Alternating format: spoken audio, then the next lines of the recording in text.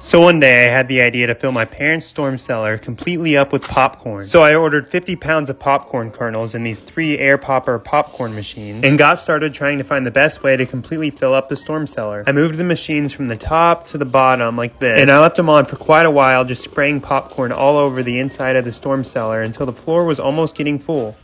But it wasn't going fast enough, so we had to come up with another idea. I got this popcorn machine out to try to make everything go faster, but it just started pouring rain. So we were forced to make all the popcorn inside. We got these machines going like this, and we just let them go for a long time and started filling up all these trash bags with popcorn. And after a lot longer of popping and popping, we had one full trash bag of popcorn. One trash bag full. So I took it out to the storm cellar to see how much of a difference it made.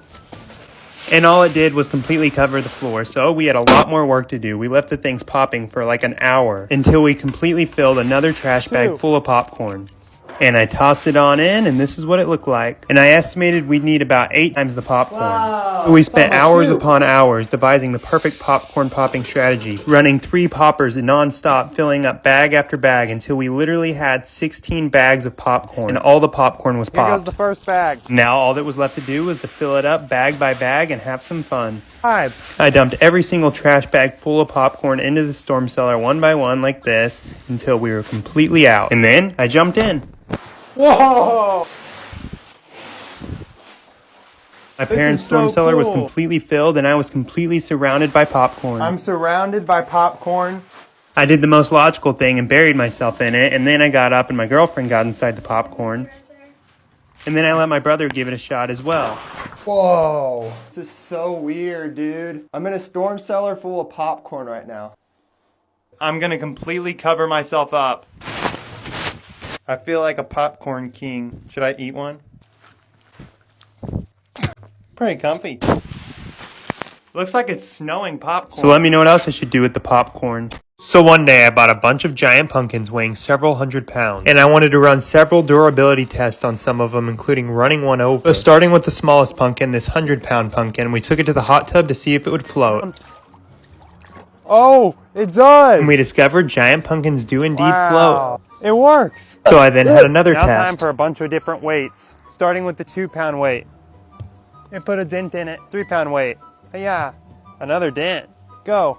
After surviving the dumbbells, I then rolled it down my storm cellar. Roll. Yo! And it was perfectly fine, so I then put it in this hammock and started swinging it around. Friends. And I then got mad at it and decided to light it on fire. I stuck some leaves down in it, lit it on fire, and it didn't really burn. Pumpkin pie. After that failed, I got out the even bigger 300-pound pumpkin, and I began trying to carve a little face with my axe. I did 3 swings to make an eye. Pumpkin carving with Dylan. And then I made another eye. And then I carved the mouth, and it actually looked pretty good. It looked like a real giant jack-o'-lantern. Here's my jack-o'-lantern. Let's run it over. Now it was just time for the final test. Could I run it over? So we tried to run it over, but I just pushed it, and then we knocked it again like this. So I had to just keep hitting it with my axe until it was destroyed. Yeah. And then we got out the little 100-pound pumpkin and ran it completely over like this. So yeah, comment what I should do with the 500-pound pumpkin. 2 years ago, I did the world's largest elephant toothpaste experiment ever done inside a giant pumpkin. This year, I bought a bunch of giant pumpkins. This one we ran completely over like this. But we saved this one, the biggest one, weighing 400 pounds, for another giant jack-o'-lantern elephant toothpaste experiment. I started out with a regular pumpkin carving kit, but it wasn't doing enough. So I got out this hammer thing and started prying into the pumpkin. And we finally had to use a machete to get all the way through because it was so thick. And here was the guts. I did my best scooping them out by hand like this, and some of it was impossible to get out. This is like hard. Look at this, it's like a mound of guts. And then I wanted to see how far I could stick my head in. I'm in a giant pumpkin. I'm in a giant pumpkin. And then it was empty. Pretty clear. And the pumpkin was ready for carving. In the face.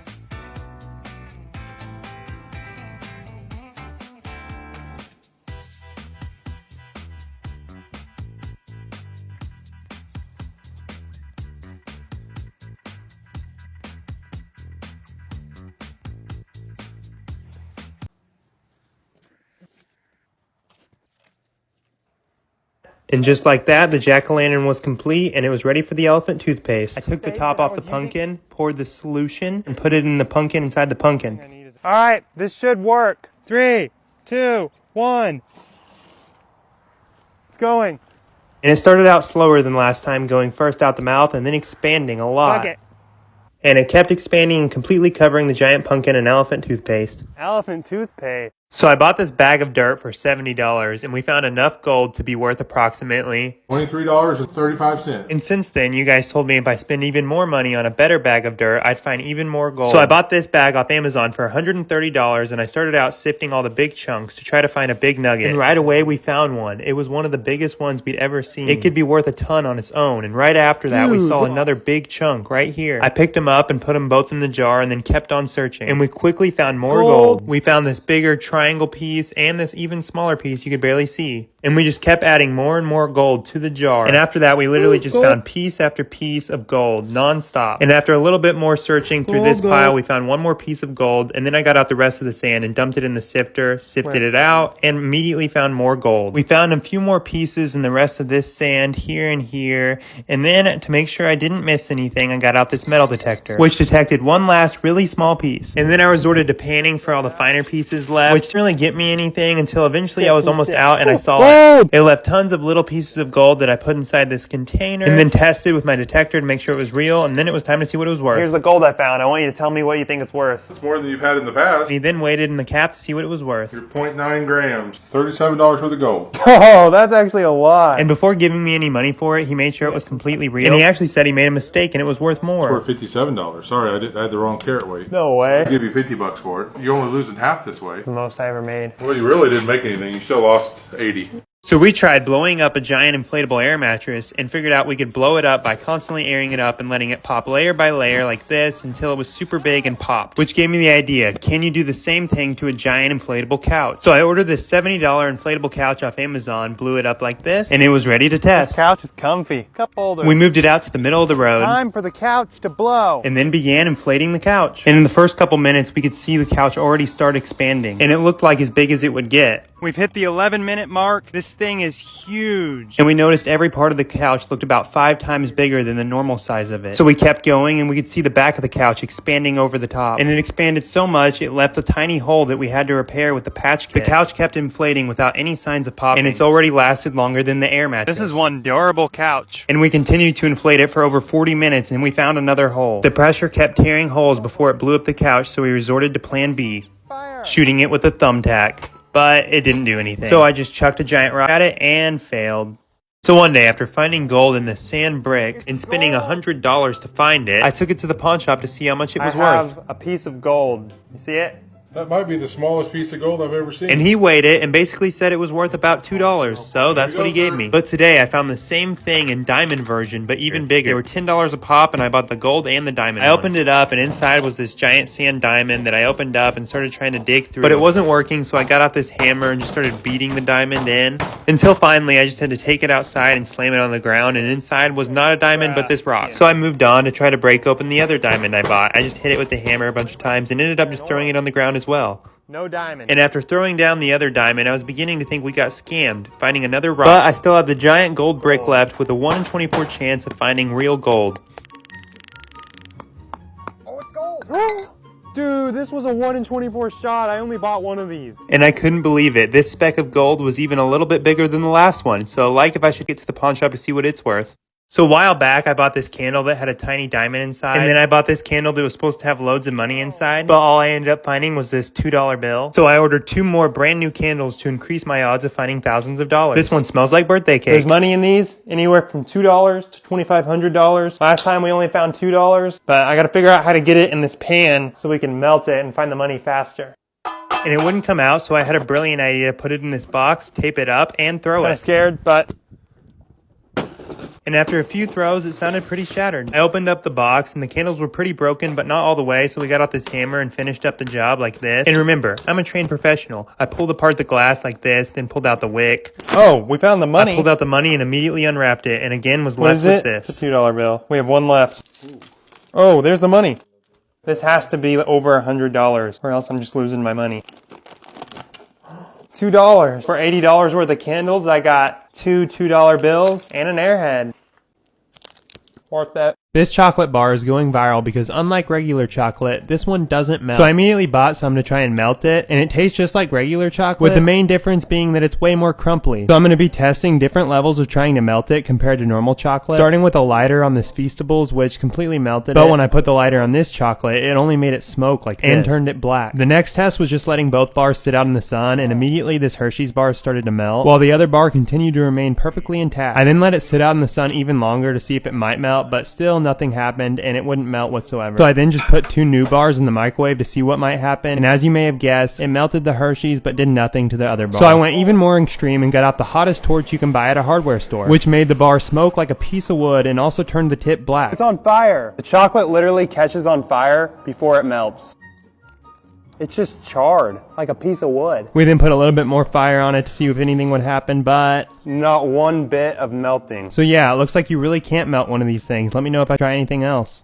So after trying to sell a fake Gail Lewis Walmart vest to the pawn shop guy, he could tell she didn't really sign I don't it. think she actually signed it. I think it's someone else maybe just going as her. But she actually saw the video and thought it was hilarious. So I asked her if she would sign a real vest that I could take to the pawn shop, and she agreed. So my friend Brennan gave me his old Walmart vest, and I sent it off to Gail Lewis, and this is the video I got back. Hey, it's me, Gail Lewis, Morris, Illinois, 844. I'm going to be signing a Walmart vest. Bring it in. She actually signed her real signature and sent it back to me.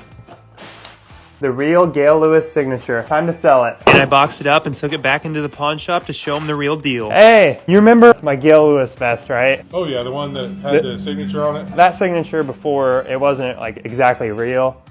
But this is the real deal. Gail Lewis reached out because she saw the video. She actually signed me a vest. So. Oh, that's cool. You sure it was her, not just some catfisher on... I have proof. What in the world? Oh, that's my friend's old name tag. Ignore that. There's a signature. Oh yeah. This right here is the real Gail Lewis signature. And he got on his phone to verify. It's a little better than the first time around. What proof do you have besides this? You said you had some proof? Yeah, here. Hey, it's me, Gail Lewis. I'm going to be signing a Walmart vest. Bring it in. And after showing him the video, he was Oh, convinced. it is the same one. Now that you know this is the real deal, let's talk money. These things went for like upwards of $400,000 on eBay until it got banned. So it didn't really sell for $400,000. No. What do you want for it? I think 10,000's fair. You think she would sign one for me if I just sent her a vest? I mean, maybe. She's pretty nice. I'd give you $100 for it. And that was way too low. You have an eBay account? Put it on eBay. Maybe I'll bid on it. Yeah, I'll just put it on eBay. You're gonna regret it when I sell it for way more on eBay. You could have done the same thing. No problem. Have a good day. So like and comment if you want to see me put it on eBay. So the other day I walked into the Yo, pawn is this a shop pocket and I knife? made a deal to buy this really giant pocket knife. And then I Yeah. ran some tests on it comparing it to a regular pocket knife man, and it did sorry. really well. And we even lit it on fire and watched it going? sizzle through a bunch of stuff. And now I'm going back in to find something Hey, what's else up, to buy. Dylan? Hey, I'm just looking to buy something. So I just looked around until something eventually caught my eye. Yo, is that a sword? Oh yeah, that's a big sword. Can I see it? He then got it down for me to look at and I was amazed. Wow. Where'd you get this? Some old samurai ninja. He was 116 years old. Been in his family for 200 years. Really? No, just a cheap sword. So we made a deal and I paid him the money and then I took it back home to test out the sword. I wanted to see what all you could do with a $45 sword from a pawn shop. Starting with me hitting this tree, which did nothing, then lighting the sword on fire and chopping this apple in half. Then I shook up this soda to try to chop it and make it explode with the sword, but it wouldn't even bust through, so I had to stab it like this. Then I whammed this banana in half and got out my flex-sealed Croc boot and tried to stab it as well. And the sword was already starting to bend, so I just stabbed this couch, hit it up against a tree, and bent it like... So one day I went to the store to buy every single energy drink brand and flavor to mix into one single energy drink concoction. Starting with these end caps of different flavors, and then we stumbled upon the mother load of all the energy drinks. I didn't even realize the dollar store had this many energy drinks, but I just started grabbing them all. And I was seeing so many brands and flavors I'd never even heard of. And our cart went from looking like this to looking like this. And I walked out spending $128 on energy drinks. And then I went to Walmart to get the drinks I missed, like Ghost, Bang, Prime, and Celsius. And we had everything on a single table, and it was time to sort them all completely by brand, which took quite a while, and the award for the most drinks went to Monster. Monster Energy had way more drinks than everyone else. And now the plan was to add a half tablespoon of each drink into this blender and into this jug. And I also tried some drinks, which were good. I like that one. And then some that were not so good. Ew, what is that? And here we are just speeding everything up, mixing every single energy drink, and this is what it looked like after we mixed every single Monster Energy. Yeah, kind of gross. And we carried on, dumping all the other drinks, Prime, and everything, just completely filling up this little... Until eventually we had done it. We had made the most insane energy drink that has ever been made in the history of history. And it kind of looked like coffee, but I smelled it and poured it in a cup to try. And some of the liquids immediately separated in the cup like this. And it was kind of bland. It's all right. So one day I wanted to find out how many rubber bands it takes to get inside this safe and explode this Hawaiian Punch and Diet Coke I shook up. Starting with the safe, we got busy just wrapping all the bands around the center, trying to create as much pressure as possible, but we realized these rubber bands were too small, so we got out these red rubber bands and just began wrapping them around the other rubber bands and trying to keep them all in the center so we could create the most pressure possible to explode the safe. And my goal was to at least damage the safe enough to get inside. We went through a bag of rubber bands and then started placing another one until we completely finished that pile as well. And at this point, we had literally been placing bands on this thing for literally an hour, so I thought I would try to speed the process along by dropping. I went up on this ladder thing and just threw it down. And I think it did increase the pressure of the bands because it created this gap. So I threw it again and it made the gap even bigger. And we could even see inside the front of the safe. So we dropped it a few more times but didn't end up getting into it. So we just moved on to the orange fruit punch, where I was hoping to create enough pressure to just explode the bottle up the top. And after a while I just gave it a slight twist and it did this. I then shook up the Diet Coke to try and create as much pressure as possible with the rubber band combined and tried to do a little bottle rocket thing, but it didn't explode on the first try, so I threw it up again and it exploded sideways like this. So one day I bought the world's biggest candy to hand out on Halloween night, and things got really crazy really fast. It started out normal and calm, giving out all the regular full-size candy bars. I got these nuts! Can I have these nuts? And everyone was loving it. Can I have a nut tonight? And then I started handing out the giant candy. Thank you. Can I get one? Thank you. You're the best. Can I go next turn? And then things started to pick up as more and more kids started to show up. Here's a Word Reese's. spread and they even started asking for the giant candy. Get a big gummy bear. So I gave it to them and even let them walk in and take it until I was down to my last one. You have any giant gummy bears? I have one left. Can I have it? And they went crazy fighting over the last gummy. I'm gonna throw it up in the air, okay? Back up, ready? Oh gosh, don't get hurt. Nobody caught it. Nobody caught it. I got it! Well, oh, he stole And it. to console the chaos, I just handed out a bunch of Feastables. This is the rubber band ball. Yeah, it's part 106 of my over 2,000 pound rubber band ball, and I haven't worked on it in over 4 months. But you guys commented wanting an update on the ball, so we went live and added a ton of rubber bands to the ball. We just take the giant pile of bands and loop them all together like this until the whole pile is completely done and ready to put on the ball. And a lot of you guys also commented about how the ball is not round anymore and it looks like an oval. And this is because the ball is over 2,000 pounds and we can't move it to make it more round, and it has to stay in one spot to place bands on it. But we're going to be doing our best to make it round. We put it on the ball like this and then started wrapping it around and around until all that hard work was completely on the ball and basically made it look no different, but it still looks insane. The rubber band ball is complete. It officially weighs more weight. Like if we should keep going, or comment down below if we should destroy the rubber band ball. So one day I had an idea to take this small metal detector into Walmart and scan all these gold bricks until I found one with gold. So completely unsure if it could even detect the gold, I just started waving it around every brick until we heard a slight buzz. So I threw that brick in my cart and we headed to Target to buy the bigger bricks that cost $10. I took this cart of bricks to this random aisle and just started scanning them all. And in pretty much all of them we basically heard nothing, and then we saw an employee and kind of hid. And eventually we got a few bricks where we heard a slight beep, so we just grabbed all of those ones and took them back to test. And you guys also commented saying I need to dissolve them in water so it'll go by faster, so we put the first one in water and started hitting into it and then broke it. And to our shock, we got gold first try. We actually got gold on the first one. I then put it up against the tester to see if it worked, and it did. Yo, that is the tiniest piece of gold. And in the next brick, we weren't so lucky. We just found this rock. And literally in the very next brick, we did it again. We found more gold. And now we were really defying the odds with a less than 1% chance of this happening. And we still have these $10 bricks that we broke into and ended up being nothing but rocks in literally both of them. And now I just wanted to see how much my newfound fortune was worth. I want you to say what you think these things are worth. Each piece was about the size of a ballpoint pen, and he weighed them to calculate the value. So what do you think they're worth? $2.44. And how much you pay for those little bricks? The bricks are like $4 a piece. Yeah, I wouldn't buy any more. Even if you find a piece of gold, it's not worth the $4 you're fighting. Dang. So after completely filling my parents' storm cellar up with popcorn, spending days popping popcorn and filling it up to the top, I had a new idea for the storm cellar. I wanted to turn it into the ultimate gaming setup. This way I could play as much Lego Fortnite as I wanted. First step was cleaning up the cellar because it was kind of dirty. Here's all the dirt I got out of it, and once it was clean, it was time to add the giant Legos. Here's all the giant Legos I bought to put inside the storm cellar, and I just began stacking them on the walls. My goal was to just cover each wall and add some color to the storm cellar to really make it pop. And after quite some time, I was on to my last crate, and we had completely filled up the storm cellar with Legos, and this is what it looked like. Now for the gaming setup. I ran an extension cord all the way down to the storm cellar, got a little TV out, then my brother graciously loaned us his PS5. We put that all in the storm cellar, hooked it up, and it was time to run Fortnite. I then loaded up a new Lego Fortnite world and it worked perfectly. Now I can just get on my phone's hotspot, go inside the cellar, and run Fortnite. Completely immersed in the storm cellar.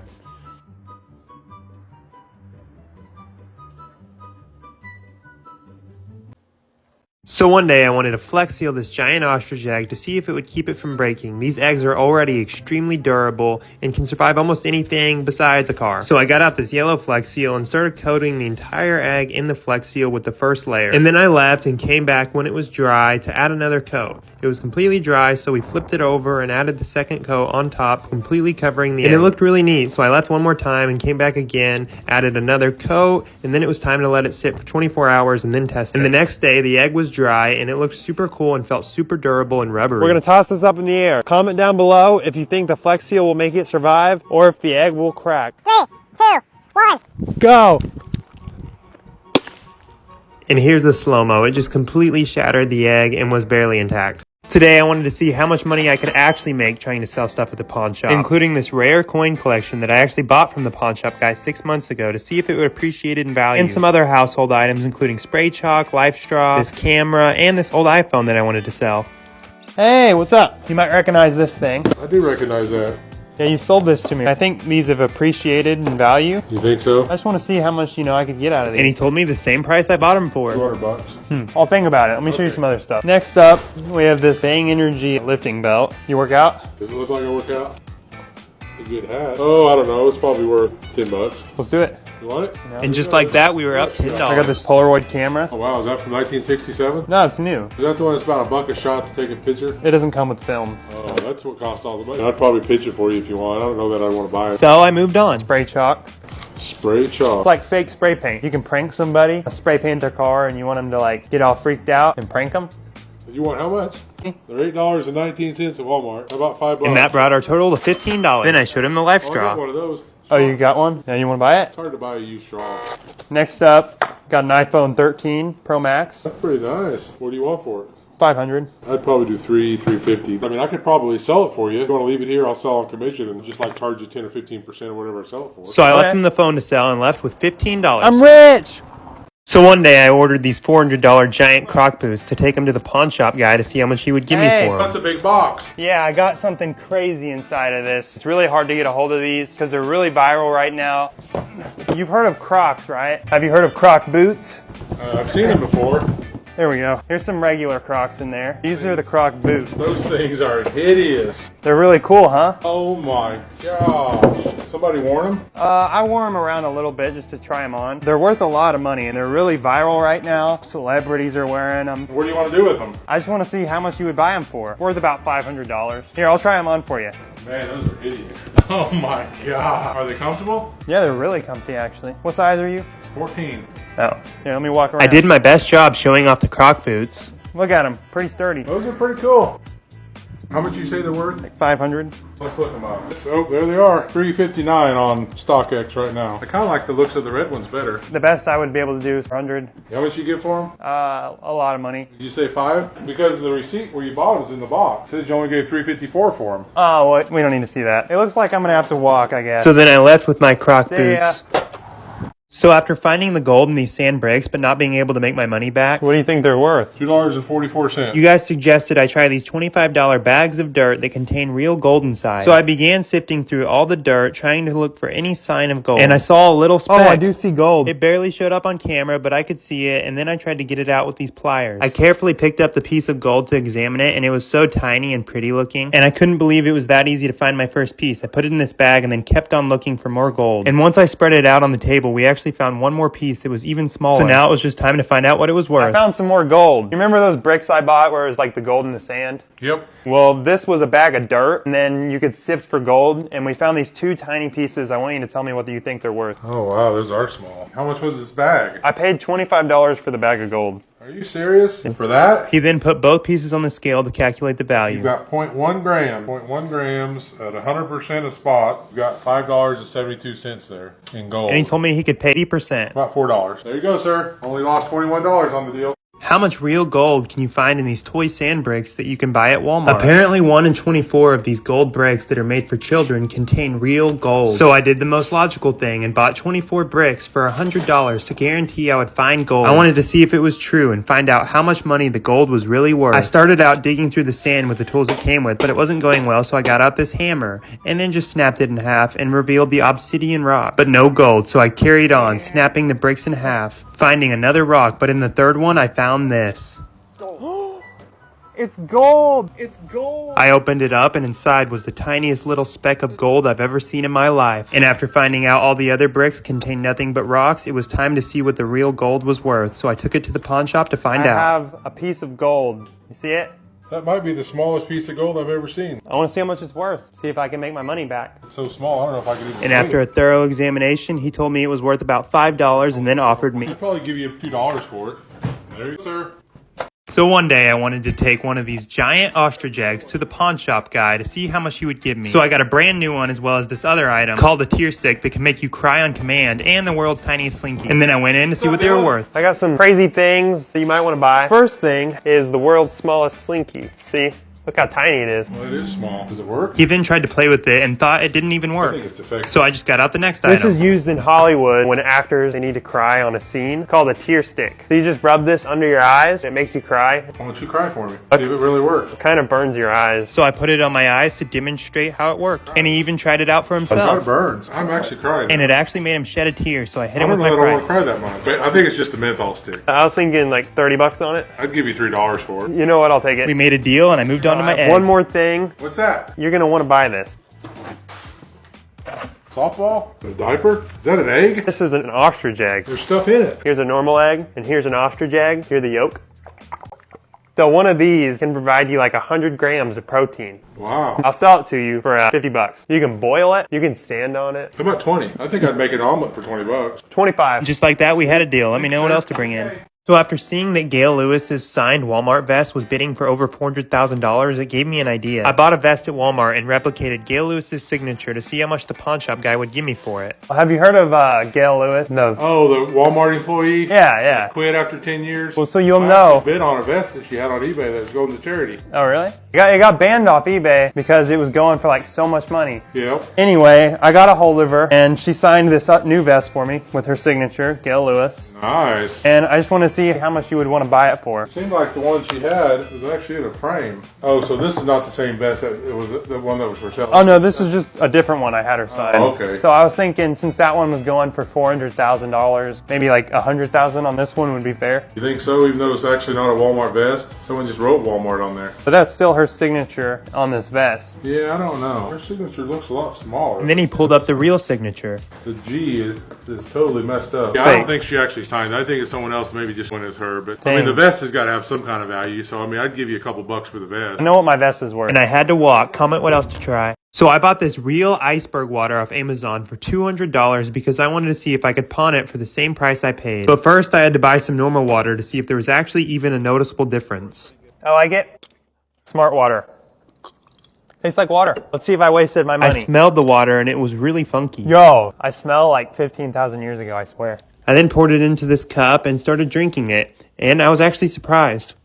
That literally kind of tastes like hose water. I like it. And now it was time to see what it was worth to a pawn shop. Dylan, what are you up to? Well, I just brought something in that you might want to buy. It looks like vodka. This is the finest water you can buy. It's sourced straight from an iceberg. Worth about $300. How do you really know it's from an iceberg? Says it. False advertising is illegal. Does it taste different than regular water? Here, I'll let you try it. And then we let him do a blind taste test on the water to see if he could tell which one was iceberg water. I'll take a drink of each one of them and I'll see which one's better, okay?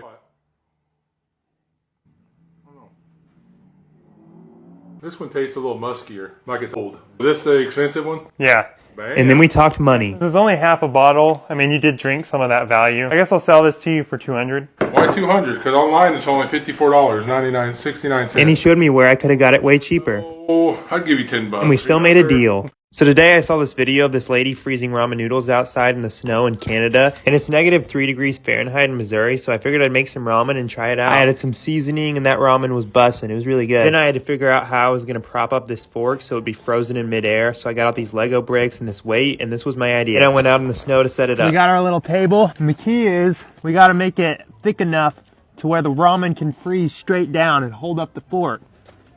Oh yeah, that's good, bro. That right there is gonna freeze overnight. That's gonna hold up the ramen. That looks like a work of art. I'm gonna come back in the morning and that should be frozen. Sweet dreams, ramen noodles. Let's check on the ramen. It is frozen right there. Yo, that's solid. I'm just gonna pick up the weight. Oh, we did it. That ramen is frozen. It's completely frozen. And it even passed the Dairy Queen shake test. So it does work. It's frozen in the negative degree temperatures. And I took it inside to see if it would thaw out, and then we just did this. Today I'm attempting to make the world's strongest glass called a Prince Rupert drop, which is pretty much indestructible unless you break the tail. I started out just melting this glass with propane, but only got it hot enough to do that. So we stabilized it like this, but only got it hot enough to bend it. So I ordered this completely different type of glass, but was only able to bend it as well. So I bought this new yellow gas that's supposed to burn way hotter, and it actually melted the glass way better. And after a while, the glass was actually dripping and dropped into the water and created what I thought was a Prince Rupert drop, but it broke. For some reason, the glass completely shattered in the water, but we knew how to do it now, so we did it again. And this time it dropped in the water perfectly, and just like that, I had created a perfect, beautiful Prince Rupert drop. It's perfect. And it had a tail that apparently, if it gets broken, is supposed to completely shatter. So it was time to put it to the test. Starting with the hammer, we whacked it a couple times, and it was fine. Then I hit it again like this, really hard, and still no damage. So we put it in the pliers and accidentally broke the tail off like that. But for some odd reason, it didn't shatter, and it still wouldn't break.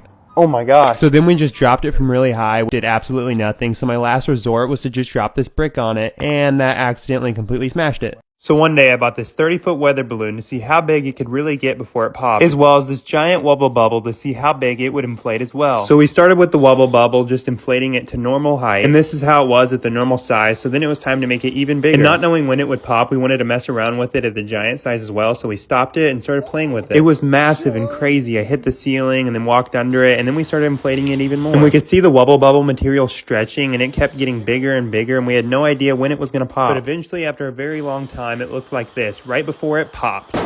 Here's the slow-mo. Yeah, it was a really hard pop. And now it was time to inflate the 30-foot weather balloon. I attached it to the giant air pump, and quickly it started getting really big. This thing's gonna air up until it explodes. And it didn't take very long for it to become way taller than me. And I could already see the material of the balloon stretching as it got bigger and bigger. And I had no idea when the balloon would pop, and it just kept getting bigger and bigger. And I just sat there in amazement at the biggest balloon I've ever seen in my life. This is how tall it is. It's literally about to reach the ceiling. And to give an idea of how tall it was, I reached this thing up to show it barely reached. Then I had the idea to throw it at it, but it did nothing. And I was shocked at how strong the balloon was, so I just kept throwing it.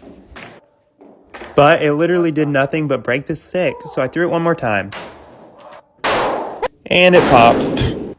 In one of my last videos, I bought this candle that supposedly had a real diamond in it, and we actually found one. But the pawn shop guy told me it was only worth about $1. But recently I saw these money candles that contain loads of money. I paid 30 bucks for it, and right off the bat got gummy bears. Somewhere in this candle, there's money. I lit the candle to get it going and let it burn. And while I waited, I thought about all the money I could find, 100, 200. And then I just got bored and let it sit by this window while I did some other activities, like riding this scooter around the warehouse, then just contemplating life up here. But eventually I got too impatient and really wanted to see how much money was inside, so I just blew it out so I could start digging in it. And since it had been burning, the wax was actually a lot softer and easier to dig through, and we actually saw the money. But I had to keep on digging because it was too waxy and slippery to actually grab it. But eventually we were finally able to break it loose and pull it out. Oh, we got it, bro. The money was encased in this foil that I almost cut, but then I was like, oh wait, I can just unwrap it like this. And I was about to find out how much profit I made. Oh, yo, is that a $2 bill?